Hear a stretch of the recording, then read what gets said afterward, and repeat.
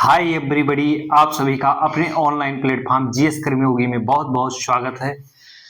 दोस्तों, आप सभी लोगों को पिछली कक्षा में हम जहां क्लास रोके थे वहीं से फिर कंटिन्यू करते हैं और अपनी अगली इस क्लास में अगली कक्षा यानी कि इस क्लास में पढ़ेंगे उत्तर प्रदेश चित्रकला संस्थान एवं चित्रकार और उनके चित्र। उत्तर प्रदेश में जो होमगार्ड का सिलेबस है, जो यूपी होमगार्ड का सिलेबस है, उसमें हमने सबसे पहले यूपी स्पेशल शुरू किया है। आपके उत्तर प्रदेश होमगार्ड सिलेबस में सबसे ज्यादा यूपी स्पेशल दिया गया है। आपकी परीक्षा में सबसे ज्यादा यूपी स्पेशल से क्वेश्चन आएंगे, तो यूपी स्पेशल सबसे ज्यादा आएंगे, इसलिए हमने सबसे पहले यूपी स्पेशल शुरू किया है, टॉपिक वाइज शुरू किया है।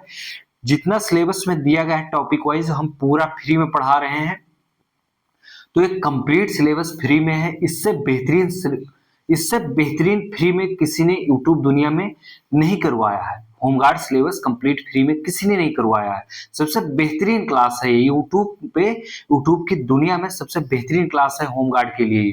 तो आप सभी लोग अब इधर उधर ना भटके, सबसे बेहतरीन क्लास, सबसे बेहतरीन चैनल जीएस कर्मयोगी से जल्दी से जल्दी जुड़े और अपना प्यार दें और ज्यादा ज्यादा लोगों के पास शेयर करें।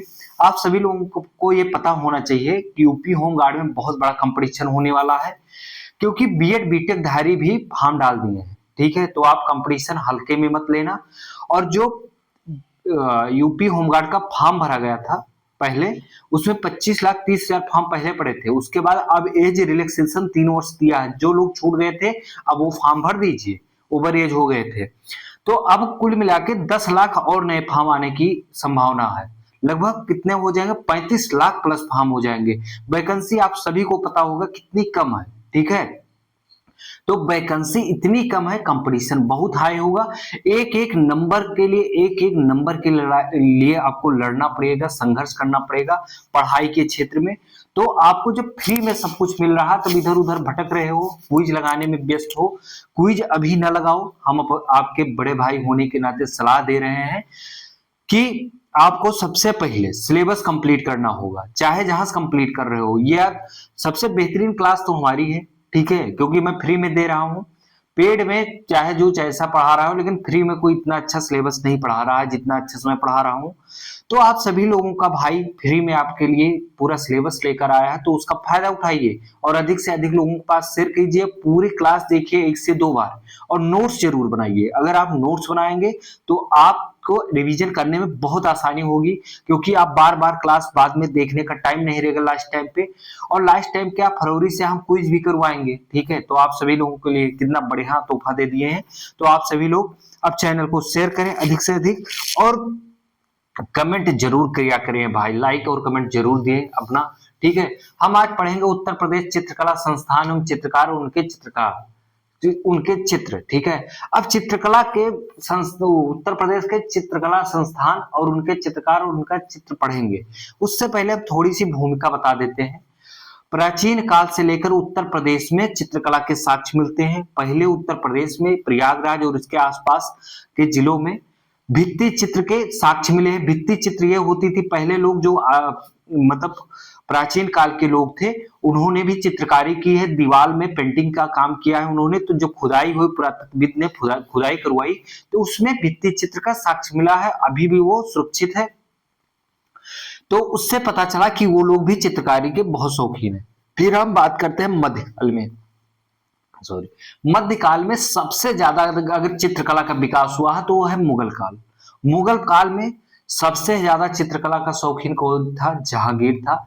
हुमायूं जो है जब आता है, हुमायूं चित्रकला का शौकीन था।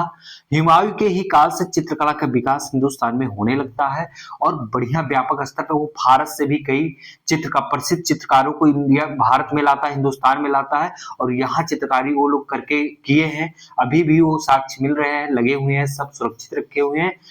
उसके बाद अकबर आता है। अकबर के टाइम अकबर भी शौकीन था चित्रकला का। अकबर भी के समय में, शासन काल में भी चित्रकला खूब अच्छा विकास की, अच्छा फली फूली और विकास की।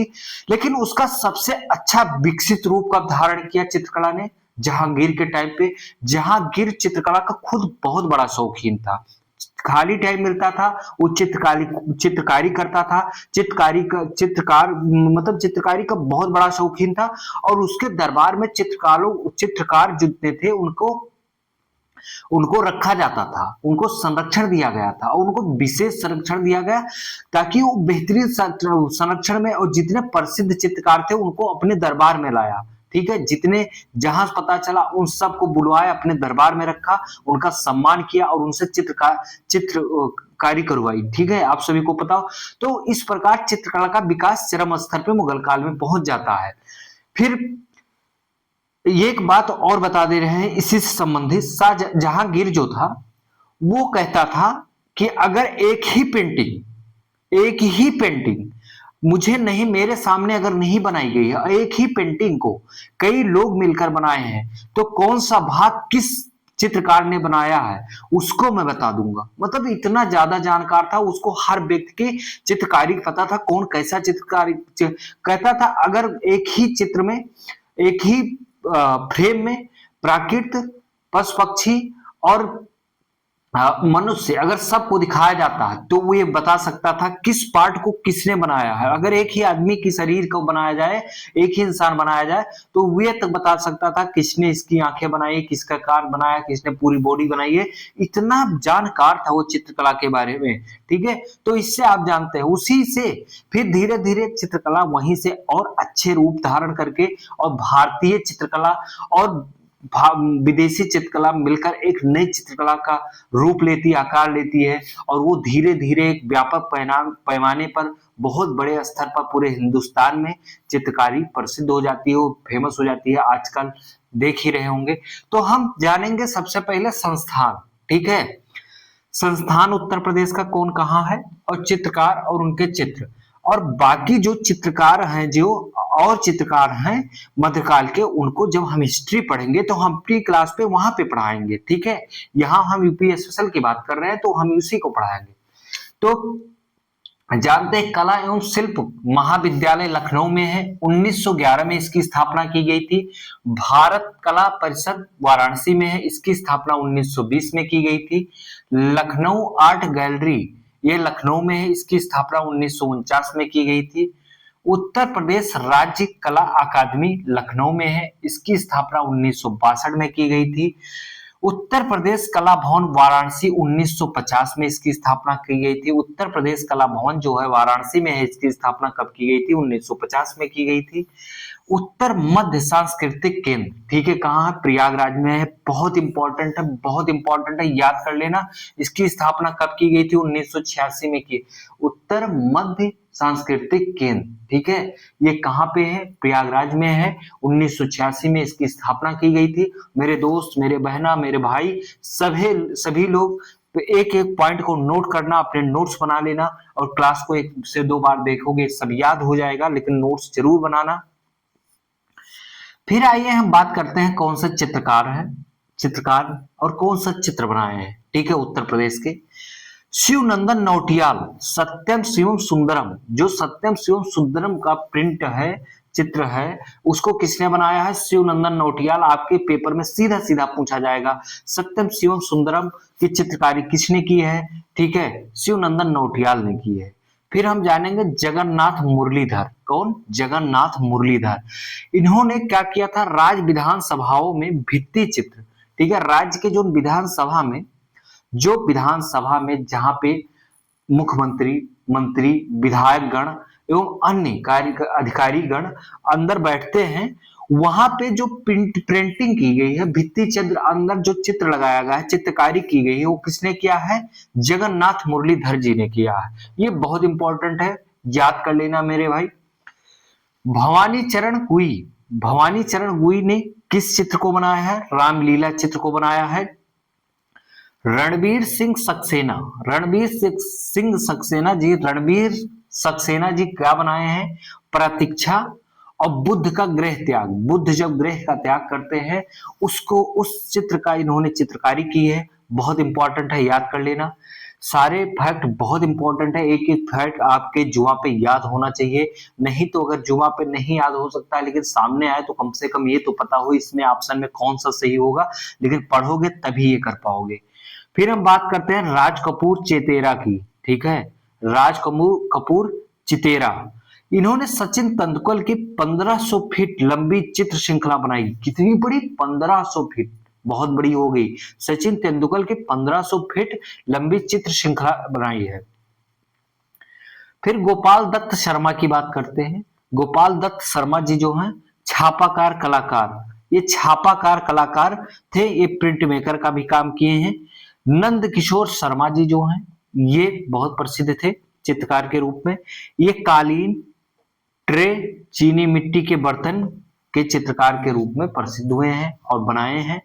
तो इस प्रकार अब हमारी सांस्कृतिक की क्लास, उत्तर प्रदेश सांस्कृतिक कला की क्लास हमारी खत्म हुई, समाप्त हुई। अब हम अगली क्लास जो लेकर आएंगे, नई टॉपिक लेकर आएंगे, नए सब्जेक्ट शुरू करेंगे। यूपी स्पेशल में यूपी होमगार्ड का सिलेबस जो पढ़ा रहे हैं उसमें हम नया टॉपिक शुरू करेंगे। यहाँ पे ये जो सांस्कृतिक कला का चल रहा था, उत्तर प्रदेश सांस्कृतिक कला का सब्जेक्ट, वो यहाँ पे खत्म हुआ, समाप्त हुआ। हम अगली क्लास में अगले चैप्टर के साथ मुलाकात करेंगे आप सभी लोगों से। आप सभी लोग सिलेबस जरूर देखिएगा, सिलेबस सामने लगा लीजिएगा, फिर मेरी क्लास देखिएगा।